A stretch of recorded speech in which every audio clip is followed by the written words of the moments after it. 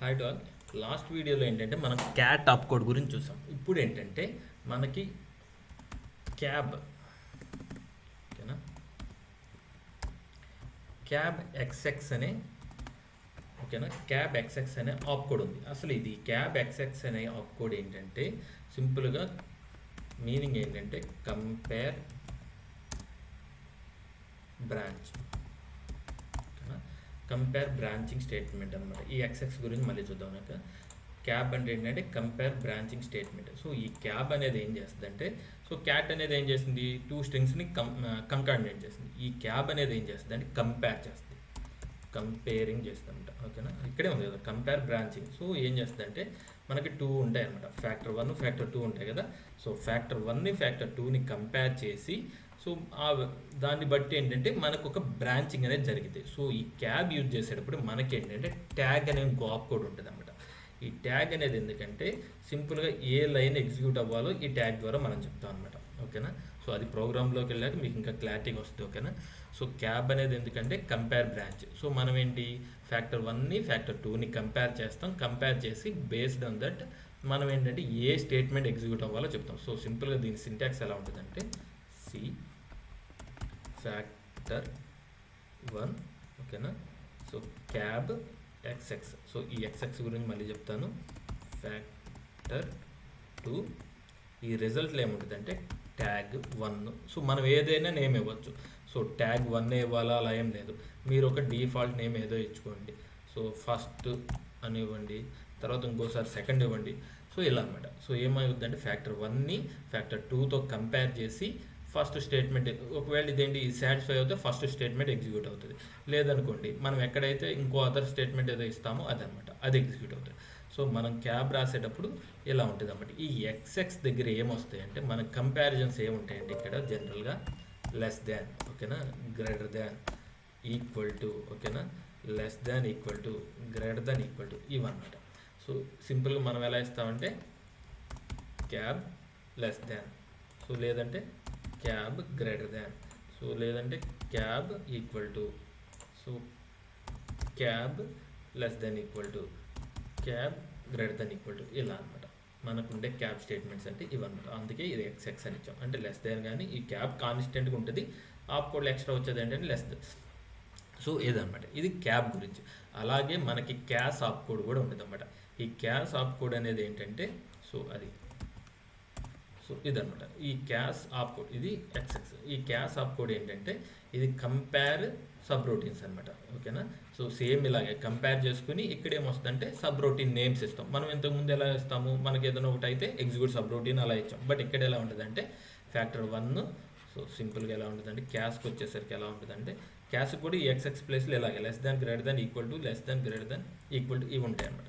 So దీని syntax ఎలా ఉంటుంది అనమాట ఫ్యాక్టర్ 1, సో క్యాస్ ఎక్స్ఎక్స్ ఫ్యాక్టర్ 2, ఓకేనా. So sub 1. సో ఇప్పుడు ఏంటి ఇది సాటిస్ఫై అయితే సబ్ రొటీన్ 1 ఎగ్జిక్యూట్ అవుతుంది.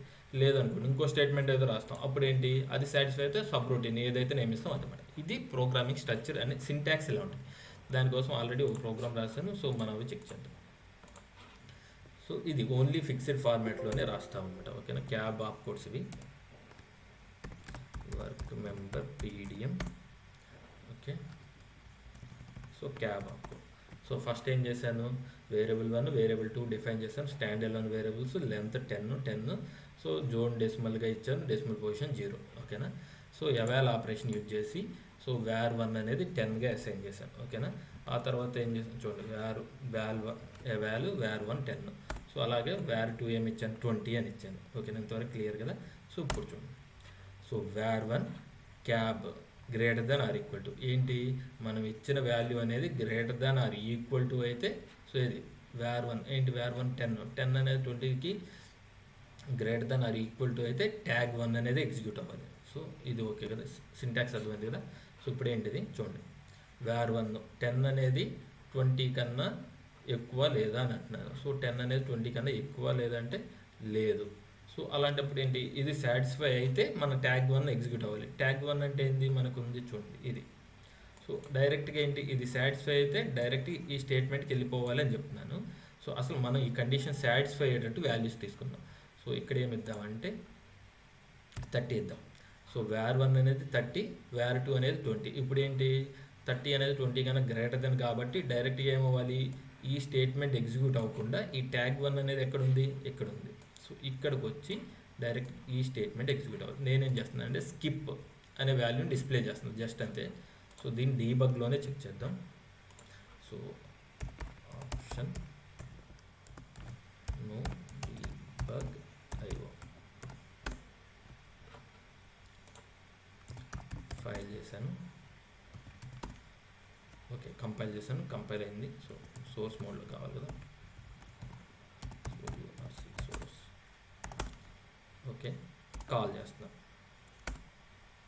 సారీ, డీబగ్ చేయాలనుకున్నాం కదా. సో కాల్ చేస్తే మనకి డైరెక్ట్గా స్కిప్కే వెళ్ళింది. మనం డీబగ్ చేద్దాం. strDB take F cab I think name.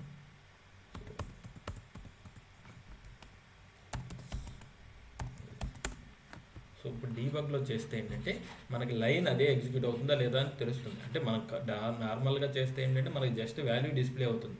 So డీబగ్లో ఏంటంటే ఆ లైన్ స్కిప్ అవుతుందా లేదా మనం పర్ఫెక్ట్గా చూడవచ్చు కాబట్టి సో డీబగ్లో చూద్దాం. ఓకేనా. సో చూడండి, సో డీబగ్ మోడ్లోకి వచ్చింది. సో డైరెక్ట్గా కాల్ చేస్తున్నాను ఇప్పుడు. సో కాల్ చేస్తే ఫస్ట్ నో డీబగ్ హెడర్ స్పెసిఫికేషన్లో ఉన్నాం. సో వాల్యూస్ అసైన్ అవుతున్నాయి. సో var1 చెక్ చేద్దాం. ఎంత ఉంది, var1 30. సో var2 ఎంత ఉంది, 20 ఉంది. సో ఈ కంపారిజన్ జరుగుతుంది. కంపారిజన్ జరిగిన తర్వాత ట్యాగ్ 1 ఇది సాటిస్ఫై అవుతుంది. సాటిస్ఫై అయితే ఎక్కడికి వెళ్ళాలి, ఈ స్టేట్మెంట్కి రావాలన్నమాట. సో ట్యాగ్ అనే ఆప్ కోడ్ అనేది దీనికి యూజ్ చేస్తాను అనమాట. ఏ స్టేట్మెంట్ ఎగ్జిక్యూట్ అవ్వాలో చెప్పడానికి ఇదన్నమాట ట్యాగ్ లైన్ అన్నట్టు. సో చూడండి, డైరెక్ట్గా ఎక్కడికి వచ్చింది, ఎక్కడికి వచ్చింది. ఈ స్టేట్మెంట్ ఎగ్జిక్యూట్ అయిందా, లేదు. సో యాక్చువల్గా ఫ్లో అనేది ఎలా ఉండాలి, ఇది ఎగ్జిక్యూట్ అయ్యి నెక్స్ట్ ఇక్కడికి వెళ్ళాలి. బట్ ఇప్పుడు ఏమైంది, జంపింగ్ అయింది. అంటే సో బ్రాంచింగ్ స్టేట్మెంట్ అనేది అందుకే అనమాట. సో ఇది ఏం చేస్తుంది అంటే ఏ బ్రాంచ్ ఎగ్జిక్యూట్ అవ్వాలి అనేది డిసైడ్ చేస్తుంది అనమాట. సో ఇప్పుడు ఇది ఎగ్జిక్యూట్ అవ్వాలి. సో ఏమొస్తుంది, స్కిప్ అనేది డిస్ప్లే అవుతుంది. సో చూడండి, సింపుల్గా స్కిప్ డిస్ప్లే అయింది. సో ఇలా అనమాట. సో ఇప్పుడు ఏంటంటే ప్రోగ్రామ్ని చిన్న మోడిఫికేషన్ చేసి చెక్ చేద్దాం. అండ్ డీబీజీ. సో ఇప్పుడు ఏం చేద్దాం అంటే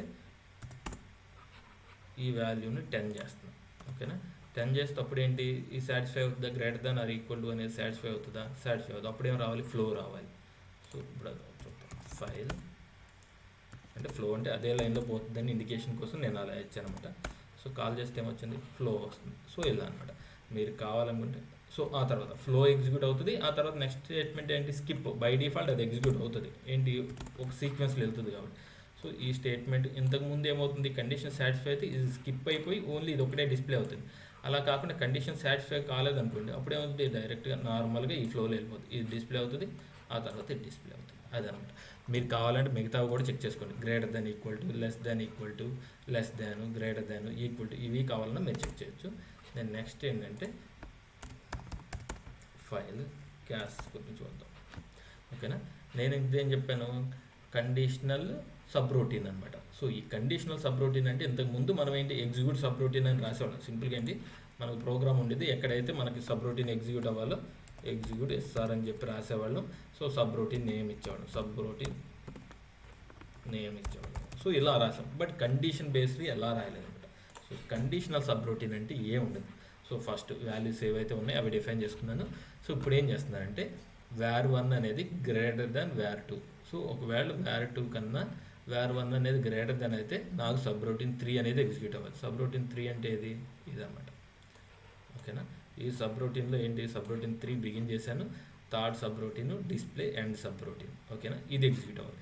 సో అలా కాకుండా var1 అనేది సో కేస్, ఓకేనా, క్యాస్ ఈక్వల్ టు, ఇప్పుడు ఏంటి var1 అనేది var2కి ఈక్వల్ అయినాకో సబ్ రొటీన్ 5 ఎగ్జిక్యూట్ అవ్వాలి. సో సబ్ రొటీన్ 5లో ఏముంది చూడండి, sub routine 5 begin, 5th sub routine. So ఇది డిస్ప్లే అవ్వాలి, సబ్ రొటీన్ ఎండ్. సో అలా అనమాట. సో అలా కాకుండా అదర్వైజ్ కండిషన్ అనమాట. ఇక్కడ ఇదేంటంటే ఇవి రెండు సాటిస్ఫై, ఈ రెండింటిలో ఏదో ఒకటి సాటిస్ఫై అయితే ఇవి అవుతాయి. ఒకవేళ ఈ రెండు సాటిస్ఫై కాలేదనుకోండి, ఆటోమేటిక్గా అదర్వైజ్ కండిషన్ అన్నట్టు, క్యాస్ అన్నట్టు. ఓకేనా. సో అప్పుడు ఏంటి, డైరెక్ట్గా సబ్ రొటీన్ 6 అనేది ఎగ్జిక్యూట్ అవ్వాలి. సబ్ రొటీన్ 6లో నేనేం రాశానంటే జస్ట్ ఏం లేదు, సబ్ రొటీన్ బిగిన్ చేశాను, 6th సబ్ రొటీన్ అని రాశాను, దాన్ని డిస్ప్లే చేస్తున్నాను ఎండ్ సబ్ రొటీన్. సో ఆ తర్వాత ఏంటి, ఎండ్ ఎస్సి. ఓకేనా, ఎండ్ సిఎస్, సారీ. ఓకేనా, కండిషన్ సబ్ రొటీన్ అనేది ఎండ్ అవ్వాలి. తర్వాత ఏంటి, ప్రోగ్రామ్ ఎండ్ చేశాను. సో ఇదనమాట. సో సో ప్రతిదానికి ఈ క్యాస్ అనేది యూజ్ చేసినప్పుడు మనకి ఇవి రెండు మ్యాండేటరీకి యూజ్ చేస్తూ ఉంటాం. ఇది యూజ్ చేయకపోయినా అండ్ సిఎస్ అనేది చేయాలన్నమాట. ఓకేనా. సో ఇలా ఇంతకు ముందేమో క్యాబ్ యూజ్ చేసాం, క్యాబ్ ఎక్స్ఎక్స్ యూజ్ చేసాం. ఇప్పుడు ఏంటి క్యాస్, అదేంటి కండిషనల్ బ్రాంచింగ్, ఇది కండిషనల్ సబ్ రొటీన్ అన్నమాట. సో ఇప్పుడు దీన్ని కూడా ఫైల్ చేస్తున్నాను. ఓకేనా. 14 సోర్స్ మోడ్లోనే చేద్దాం. F10. సో ఇప్పుడు ఏంటంటే డీబగ్ చేద్దాం.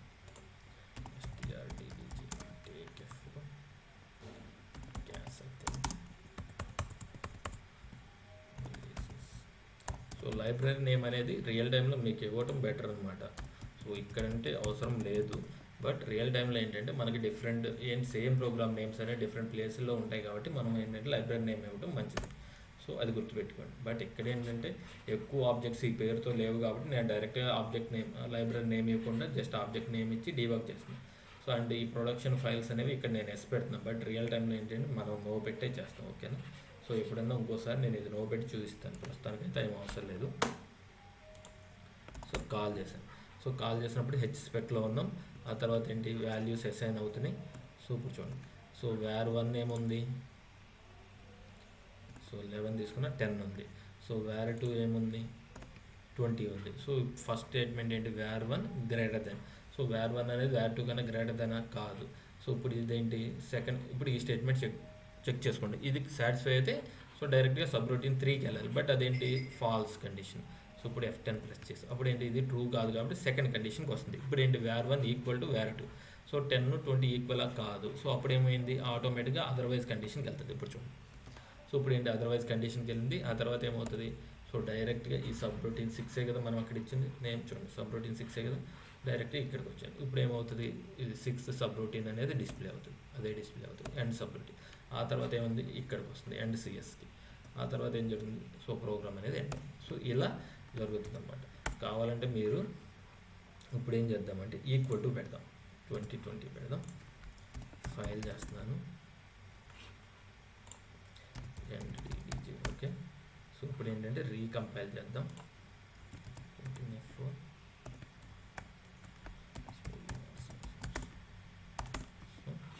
అదే విధంగా డీబగ్ చేద్దాం.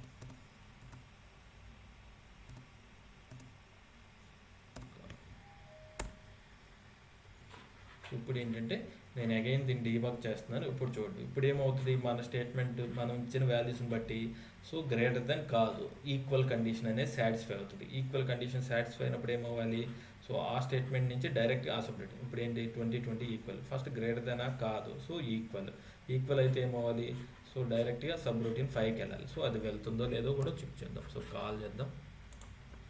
సో ఇలా డిఫరెంట్ వేస్లో మీరు చెక్ చేస్తూ ఉండండి, అప్పుడు డీబగ్గింగ్ మీద మీకు కమాండ్ వస్తుంది అన్నమాట. ఓకేనా. సో చూడండి గ్రేటర్ దెన్ కాదు, సో ఈక్వల్ కండిషన్కి వచ్చింది. ఇప్పుడు ఏంటి సబ్ రొటీన్ 5కి వెళ్ళాలి ఈక్వల్ కాబట్టి, సో డైరెక్ట్గా సబ్ రొటీన్ 5కి వస్తుంది. సో చూడండి ఎండ్ సబ్ రొటీన్, సో ఇది అవుతుంది. సో ఆ తర్వాత ఏంటి డైరెక్ట్గా ఎక్కడికి వస్తుంది, సో చూడండి ఇప్పుడు అదర్వైజ్కి వెళ్ళలేదు, డైరెక్ట్గా ఎండ్ సిఎస్కి వచ్చింది. ఎందుకంటే ఇది కండిషన్ సాటిస్ఫై అయింది కాబట్టి దీనికి వెళ్దాం అన్నమాట. సో ఇదన్నమాట. సో కండిషనల్ సబ్ రొటీన్స్ అంటే ఇదన్నమాట. ఓకే. సో ఏమైనా డౌట్స్ ఉంటే అడగండి, నేను ఇంకా చెప్తాను మీకు డీటెయిల్గా. ఓకే. Thank you.